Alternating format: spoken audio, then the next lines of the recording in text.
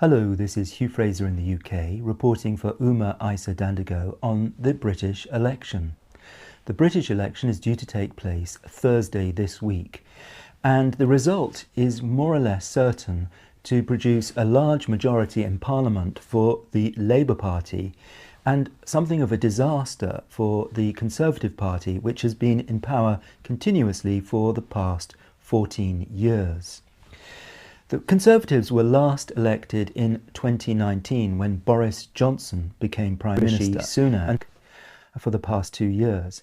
But Rishi Sunak has proved to be enormously unpopular. Well, I would say not exactly unpopular, as just a sort of a nothing. And people feel very disillusioned by high prices in particular and inflation.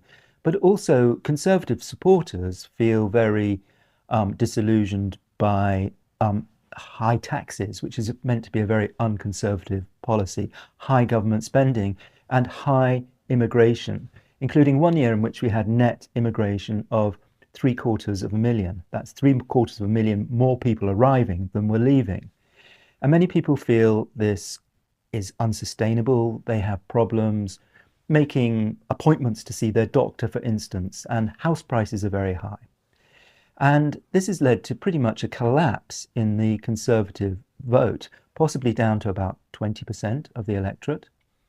And their problems have been made worse by the very last minute resurgence of a new party called Reform UK, led by a familiar figure, Nigel Farage. He was one of the leading campaigners for Brexit, and he's also a voice against high immigration.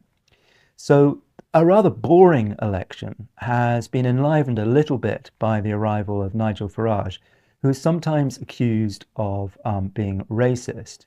That is a charge he would very much deny, but some of his candidates and supporters who were drafted in a big rush at the last minute and weren't very much vetted have made some remarks which have caught the headlines, which have been seen to be pretty edgy and perhaps a bit more than edgy. So that has been the only kind of enlivening part of the election. There have been a few other disasters, such as Rishi Sunak announcing the election in a downpour and getting his whole suit soaked as he announced the election, and also going to the D-Day landing ceremony to commemorate the Allies' victory over Nazi Germany when he left early for a TV interview, which was kind of like one of the biggest disasters a British Prime Minister could really do. Now, the leader of the Labour Party is a man called Keir Starmer, or Sir Keir Starmer, a former chief prosecutor, and no one would really say that he's exactly a talented politician, and indeed he's tried to say as little as he can, and when he has opened his mouth it has been a little bit gaffe-prone. In fact, he has insulted the Bangladeshi community of Britain, which was quite surprising. But on the whole, he is seen to cruise to a victory with a very large majority in Parliament. But that large majority in Parliament won't be reflected by any great enthusiasm from the electorate. In fact, it's really expected that very few people will bother to vote at all. Even so, under the British system, with the right split between the Conservatives and Reform, and with very low enthusiasm for the Conservatives, Keir Starmer and the Labour Party will probably have a historically large majority in Parliament. That's just the way our electoral system works. And it may lead to the annihilation even of the Conservatives. They may get under 100 seats. Some people say they might just get 50 seats, which seems very, very catastrophic for the Conservatives. So we're expecting a realignment on the right, a merger perhaps between Reform and the Conservatives. And across the channel in Europe, we've seen a similar disillusion with all the governing parties, and a series of elections in France and Holland and Germany where the governing parties have received a very big kicking from the electorate.